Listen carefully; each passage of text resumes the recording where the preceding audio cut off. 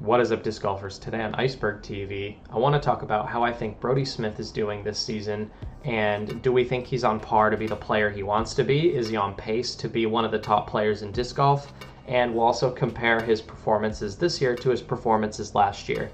Now, there's not a whole lot of crossover between, like, did Brodie play the same tournaments both years so we can compare them?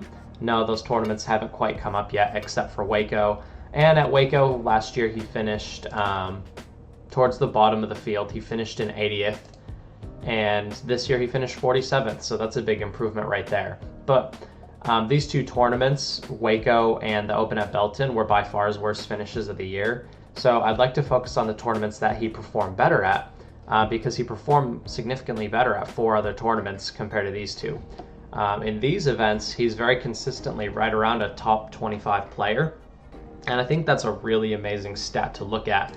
Because if we look at any of the big tournaments last year, the big A tiers, he finished 80th, 97th, D-Glow 70th, 76th at Idlewild, 108th at the Ledgestone Insurance Open.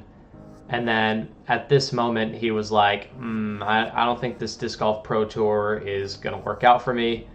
It's looking really bad. I need to go learn how to win. I need to go work on my game. At this point, he didn't even know what his discs did. He had no idea what the heck was going on. He had to have other people tell him which disc to throw because he didn't even know how his discs flew because he hasn't gotten enough time to practice yet, and just jumped into the Pro Tour for the content, really, is what it seemed to be like, and to promote Discraft and to ride the hype for as long as he could before he just got sick of it. And then there was also the Lyme's disease fiasco. Like, everything just went badly for Brodie in this period of time.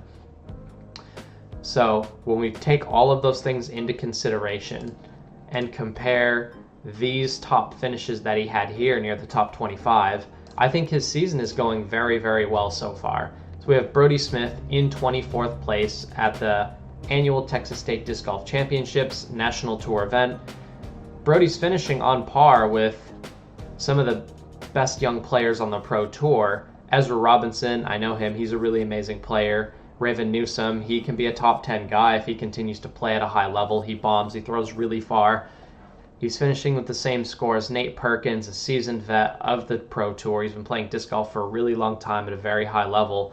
And he's knocking on the door of a lot of great players, and then also beating a lot of great players. Chris Clemens, amazing. Zach Melton, amazing. Bradley Williams, we saw him on a lead card this year. He's really good. Adam Hamez considers himself one of the best putters on the Pro Tour, and Brodie's finishing on par with him. And I think that's really impressive stuff, because most of your average Joes enter this tournament, they're finishing in this range down here, right around 100th place. If you have a good round, maybe top 80, but like, honestly, any of us just random sign up for these events, we're not going to do that well. So I think Brodie's going really well. He's looking really strong right now. I kind of want to just disregard this 47th place because something went on this tournament. And then if you really want to say, well, he came in 47th, well, so did Eagle McMahon. So we can just forget about that. That doesn't matter. I predicted Brodie would be able to be a top 25 player before this Las Vegas challenge, and he took exactly that. He took solo 25th place, took home $650 cash, which is always cool. It's always exciting for pro players to get on like a cash streak where they know they're playing consistently. They always sort of make cash. I think this was a sign for Brodie at this tournament that like he could go on a cash streak this year and cash at most of the events of the year. And again, if any of us average Joes sign up for these events, we're probably not cashing because there's so many good players and the fields are so deep. Like, even the players coming at bottom cash are still all pretty much around 1,000 rated disc golfers. So the fact that Brodie Smith was able to come in and be around that top 25, and he's really only been competing for a year, I think he's in a really good place to maybe sneak in for a top 10 finish this year. If he could finish in the top 10 once this year, I think we can all be really, really happy with where Brodie's at. And I think the only thing stopping him from doing that is just a little bit more experience. His backhand looks really great. His putting looks really great. His disc selection's getting better. It's still not perfect, but it's getting better.